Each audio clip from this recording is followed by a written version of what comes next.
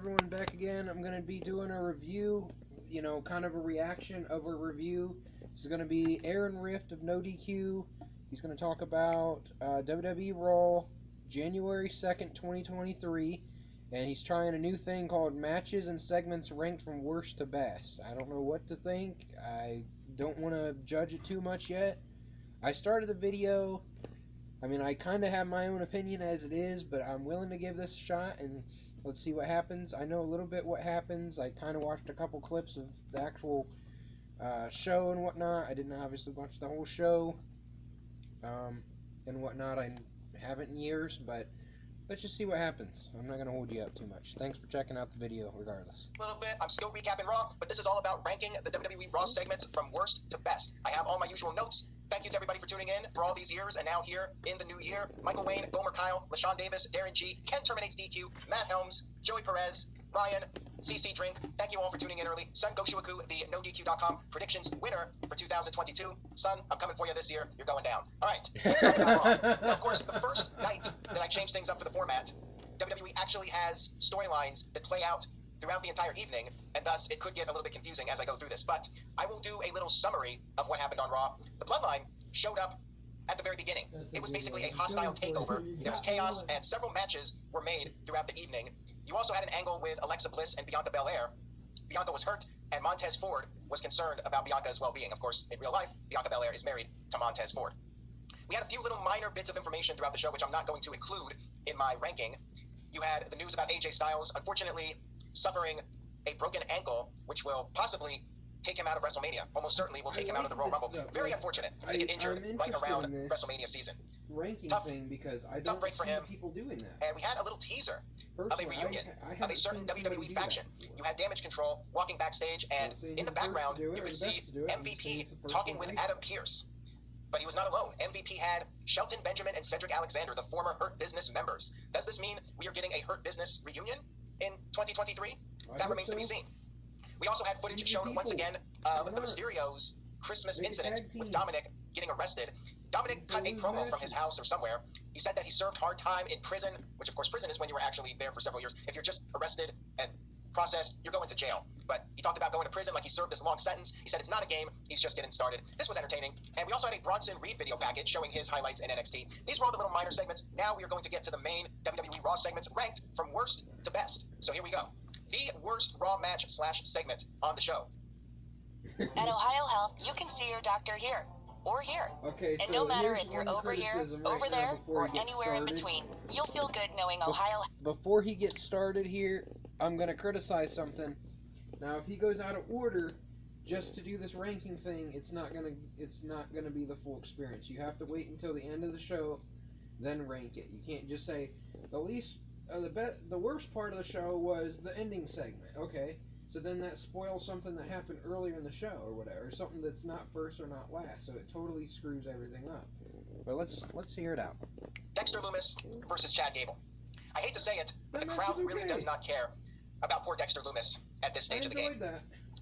Not much of a match here either. You had Otis on the outside. He was trying to intimidate Lumis, but that did not work. In fact, Lumis was the one that intimidated Otis, and he actually stumbled and fell at one point. Chad Gable got in some offense, but then he applied a submission, and Lumis counted it into a pin, won the match. Not much to say about it. It was a very basic match. Dexter Lumis, he needs something because the crowd just isn't really getting much into him at this stage of the game. Next segment, Damage Control promo in the ring.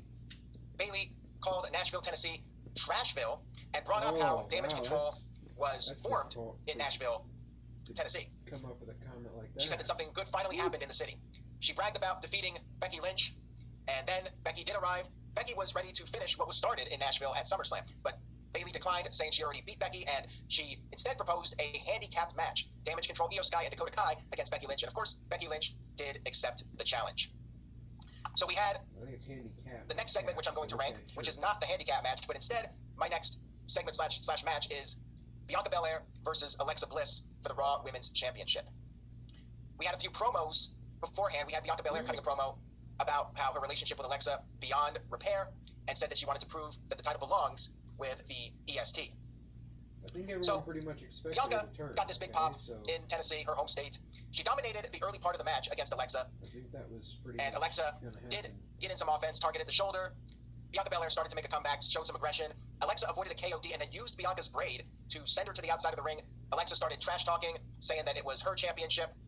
But then, all of a sudden, she got distracted by a guy in the front row wearing a black Uncle Howdy-like mask, Bray Wyatt mask, and she went on top to deliver Twisted Bliss, but she was distracted by another person wearing a Bray Wyatt mask. What?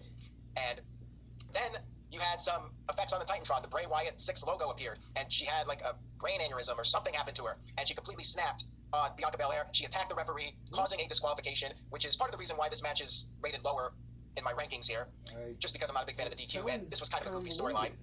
Alexa Bliss in Evo mode, as Michael Wayne points out.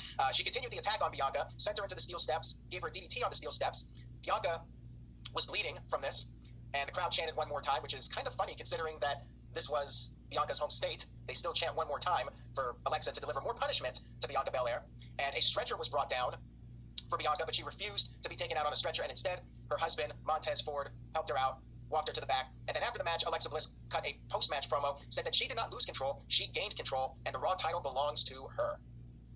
Looks like we are going to see this match again, probably at the Royal Rumble. We're still getting the Bray Wyatt teases for Alexa Bliss. I thought it was somewhat lame. And just a note to Caleb Jacobs, I got your super chat. It's coming. I'm saving it for the Bloodline topic, so it's not off topic. We had Becky Lynch versus Io Sky and Dakota Kai in a handicap match. Becky Lynch started well, but the numbers game caught up with her. And then all of a sudden, Jeff Meechin, just Meechin, formerly Mia Yim, she came down to make it a tag team match, and Bayley was like, I thought this was a handicap match, as did I, but I guess somebody can run down and be added to the match. That's fantastic. It was a tag match, pretty standard match here. You had Damage Control regaining the upper hand for a while, and then Becky Lynch tagged back in, and she got in some offense. She had a top rope drop kick to Dakota Kai, but Dakota kicked out, and then she hit a double suplex with Meechin. They hit a double suplex to Dakota. Io Sky came in and made the save. Things started to break down.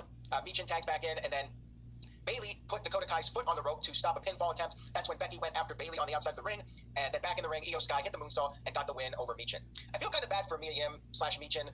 Now that AJ Styles is hurt, seemingly out of action for several months, what does this mean for the club, Anderson and Gallows and Meechin? But this was ultimately the right finish. Becky Lynch should not be taking the loss here, and Damage Control should not be losing. Ultimately, this is what had to happen. So it was fine. No big deal here. We had a Cody Rhodes video package, which I ranked pretty high here because it's building up the return of Cody, possibly for a World Championship run. And it was well done. They showed the WrestleMania footage. He talked about how he's hoping to have another shot at living the first dream he ever had. And pictures were shown of him with Dusty Rhodes, his father. Then he started to talk about Hell in a Cell, said that competing despite the torn tricep was like oxygen. He absolutely needed it. He needed to be in the ring. He needed to do it. He could not say no. And next up we had Elias versus Solo Sikoa, which was a match set up from the opening segment, which I haven't gotten to yet. And Elias started to do his usual song, but he was interrupted by Solo Sikoa. This always happens. Somebody interrupts Elias. Doesn't matter if he's a heel or a babyface.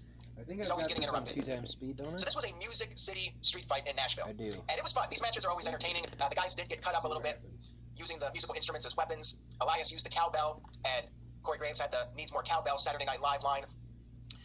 He said he had a fever, and Solo Sikoa ducked a guitar shot attempt by Elias, and then Solo was thrown into one of the drum kits on the outside. After the commercial break, Solo gained control of the match. He threw Elias into another drum set by the stage.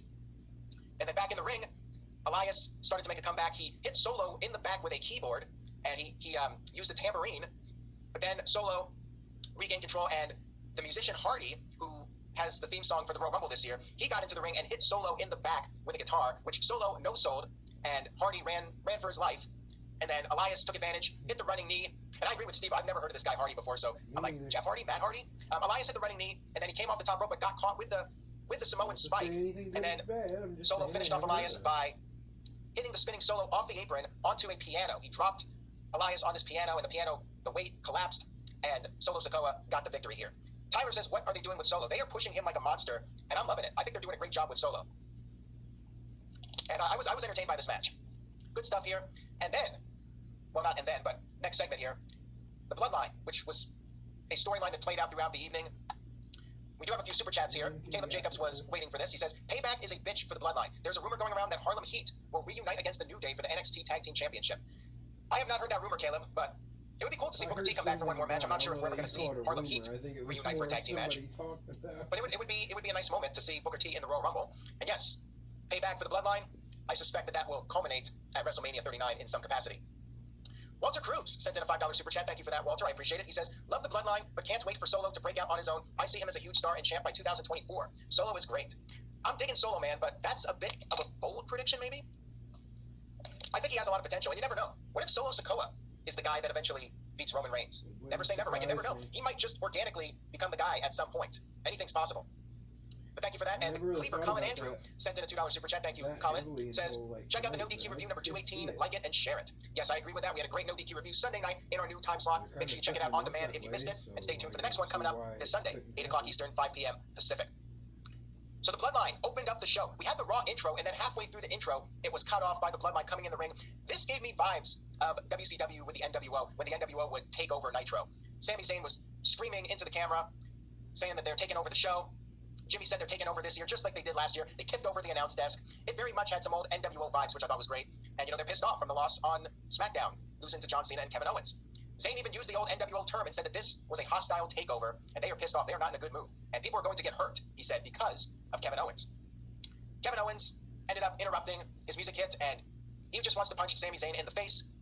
And Adam Pearce quickly arrived. He was yelling. He was yelling at Kevin Owens like he was Kevin McAllister. Kevin! He said the Bloodline is not the authority, and they're going to leave the ring peacefully. Adam Pearce was fed up. New year, but he's gonna control things. There's going to be law and order. So he had security try to stop them, but Solo Sikoa attacked the security. Owens got in the ring. It was 4-on-1. Adam Pearce eventually called out the Raw locker room, and they were able to clear the ring. But then Adam Pearce said, you know what, Bloodline, you guys are not getting off that easy. You're not out of Dodge. He said if you guys want to come to work, then he's going to put them to work. And Adam Pearce set up a bunch of matches, including the one I talked about earlier, Solo Sikoa versus Elias. There was a backstage segment where Elias wanted the match, and then the Street Profits wanted a match. So Adam Pearce set up a 6-man match, Sami Zayn and the Usos against the Street Profits and Kevin Owens. Caleb Jacobs sent in a $3 super chat. Thank you very much for that, Caleb. Much appreciated. He says, I really want to see Harlem Heat wrestle in WWE. That would be interesting, because I don't think that Stevie Ray ever wrestled in WWE. Someone correct me if I'm wrong, but I don't think he did. I just feel like if it was going to happen, it would have happened a long time ago, like a decade plus ago. Booker T, he might show up for one more match, but I really don't see him doing much more than that. It would be a nice touch to have them in the ring for one official WWE match as a tag team. We had our 6-man match, Street Profits and Kevin Owens versus the Bloodline, and as I mentioned earlier, you had the angle where Bianca Belair was hurt by Alexa Bliss. So we basically had 2 different storylines going on here. We had Sami Zayn, Kevin Owens, that whole storyline, but also we had Montez Ford, who was distraught. He was not able to focus on the match because he was worried about his wife. I love this stuff. I like when WWE has multiple storylines going on in one match. That is good writing when you're thinking things out and you're finding ways to implement different storylines into one match and have it be part of the one match story where there's different pieces and different elements going on. So I'm definitely a fan of this, and that's why I put this match almost at the top spot here in my rankings for this week. Early payday, fee-free overdrafts, no monthly fee. Chime, the #1 most loved banking app. It was a fun match. Owens and Profits went right after the Bloodline, did not wait for the bell to ring. Order was eventually restored, and Owens was mocking Sami Zayn, giving him the crotch chop, but then Bloodline got the upper hand. Montez Ford was just standing there. Owens needed the tag, but Ford was just not paying any attention, so Owens had to just smack the chest of Ford to get Ford to tag in. Ford came in, and he hit a frog splash to Sami Zayn, but the pin was broken up, and then Ford did a big dive over the top rope. Solo Sikoa then showed up and attacked Dawkins on the outside of the ring. Owens went after Solo, but then got hit with a super kick from Jay, and then back in the ring, Sami Zayn hit the haluva kick and scored the victory over Montez Ford, who was mentally not in the right place. And like Cleaver Colin Andrew said, this was Sami Zayn getting his win back, a little bit of redemption. So now, if Roman Reigns is pissed at him, Sami Zayn can say, well, I did win on Monday Night Raw, got the win for my team. So very good stuff here. I enjoyed it. And then after the match, the attack continued, but then we had Sheamus and Drew McIntyre making the save. I mean, who needs a brand split at this time? They showed up to set up the match on SmackDown. We got a tag team match coming up for the title, so this built up for that. Good stuff here. I enjoyed it. And then we had the segment that I put in first place, which was also the main event. Austin Theory versus Seth freaking Rollins. Really good match that they had here to wrap up the first Raw of the year. We had the pre-match promos. Theory said, new year, new me, and his forever reign is just beginning. Not bad for a kid. Seth Rollins said, as long as he's breathing, Monday nights belong to him, not the Bloodline, not Theory, not anybody else. And these guys got a lot of time for the main event. Like, this match started shortly after 10:30. They got a good amount of time, and fans were very much into Rollins. They were humming his song. He took Theory to the outside of the ring, jumped off the announce table with knees to the back of the neck. Theory was laying there on the barricade, and then Rollins continued his offense after the break. But then Theory got the upper hand when Rollins was whipped into the turnbuckle, sternum first, just like the old Bret Hart bump back in the day. I love when they do that bump. That was a great bump that Bret Hart always took going into that turnbuckle. And Rollins here doing that, and that gave Theory the upper hand for a bit. Back and forth after the final commercial break, but Rollins started selling his knee. His knee was giving him issues, and they traded strikes, they traded kicks. Theory avoided a curb stomp as Rollins' knee gave him problems. Theory tried to leave the match. He tried to leave the ringside area with his championship, but Rollins went after him. Rollins hit a frog splash, but Theory was able to kick out, and then the ref inadvertently got knocked down. We had the ref bump, and Rollins' knee buckled. He hit a pedigree, but He was unable to make the cover right away. A second referee ran down. Theory, though, kicked out. And then the referee was checking on the first referee, and that's when Theory hit a low blow, and he hit a chop block to Rollins, and then finished off Rollins with the A-Town down. Got the win here, and still your United States champion, Theory. Really good match here. Very solid main event, and Theory gets a big win. Overall, good Raw to start off 2023. I enjoyed it. Not too much to complain about. I thought the Alexa Bliss storyline was a bit silly, but you started building up for the Rumble. You started building up for WrestleMania. I give the show a solid B. Good Raw for a 3-hour show. It was pretty enjoyable. So I recommend Raw overall. And that's it for the first Raw recap of 2023. Let me know your thoughts in the YouTube comment section on Raw. What was your favorite segment? What was your least favorite segment? Let me know. And if you enjoyed the video, please give it a thumbs up if you can. I would very much appreciate it.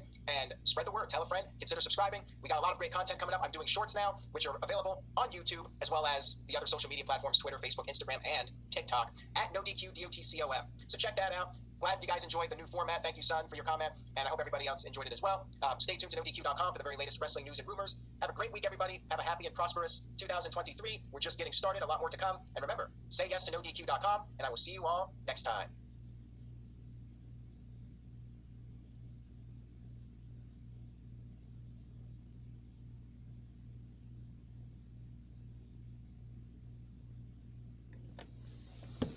Alright. I don't know what to think there. It's first time. Let's see for later.